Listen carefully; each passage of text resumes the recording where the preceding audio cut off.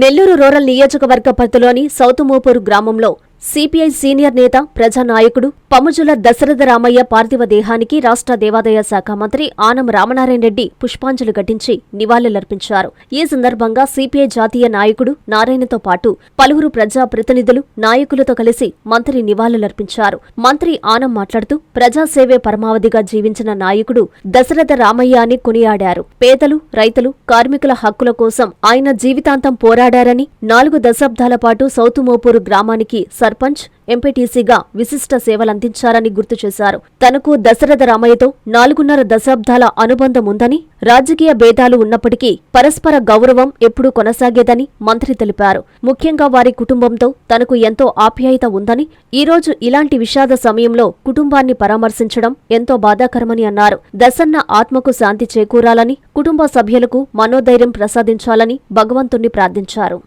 Communist party of India ఆయన ఒక మూలస్తంభం లాంటిది. ఇక్కడే కాదు, ఉమ్మడి నెల్లూరు జిల్లాలో కూడా దశరథరామయ్య గారిని తెలియని వాళ్ళు ఎవరు లేరు. పేద బడుగు వర్గాల వారికి, బలహీన వర్గాల వారికి నిరంతరం తోడుగా ఉండి పనిచేసినటువంటి వ్యక్తి. ఆయన జీవితం అంతా కూడా రాజకీయాల్లో ఎన్నున్నా పేద వర్గాలకి సహాయం చేయాలనేటువంటి ఆలోచనతోనే తను పనిచేశాడు.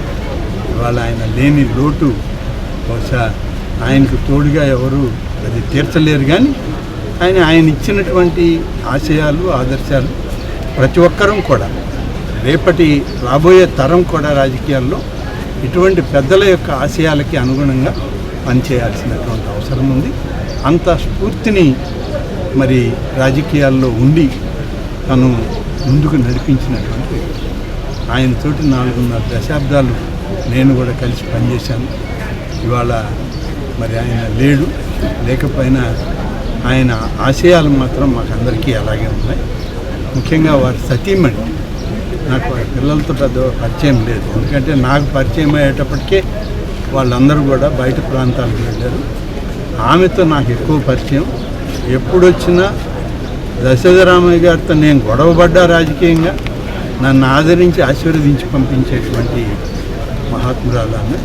ఈరోజు ఆమెను కూడా మరి దశరథరామయ్య గారి పక్కన ఈ విధంగా చూడాల్సి వస్తుందని నేను కూడా ఊహించలేదు. కానీ ఇది భగవంతుడి నిర్ణయం.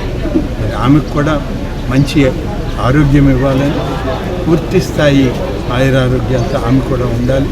ఆమె కుటుంబానికి తోడుగా, పిల్లలందరికీ తోడుగా ఆమె కూడా కొనసాగాలని కోరుకుంటున్నాను. రోడ్డు కలను సాకారం చేసేందుకు విచ్చేయుచున్న ఎమ్మెల్యే కాకర్ల సురేష్ గారికి స్వాగతం, సుస్వాగతం. ఎన్నో సంవత్సరాలుగా కొండాపురం మండలం సాయిపేట కొమ్మపాలెం రోడ్డు నిర్మాణ కలను ముఖ్యమంత్రి శ్రీ నారా చంద్రబాబు నాయుడు గారు, గౌరవనీయులు ఉప ముఖ్యమంత్రి శ్రీ పవన్ కళ్యాణ్ గారు, గౌరవ ఎంపీ శ్రీ వేమిరెడ్డి ప్రభాకర్ రెడ్డి గారు, గౌరవనీయులు ఉదయగిరి ఎమ్మెల్యే శ్రీ కాకర్ల సురేష్ గారు సహకారంతో నిజం కాబోతోంది. 3,85,00,000 రూపాయల నిధులతో రోడ్డు నిర్మాణానికి శంకుస్థాపన చేసేందుకు విచ్చేయుచున్న ఎమ్మెల్యే కాకర్ల సురేష్ గారికి స్వాగతం, సుస్వాగతం. మీ Tatikonda Anusha, telecom advisory committee Udayagiri నియోజకవర్గం సభ్యురాలు. Hi Lord, please subscribe to N3 TV.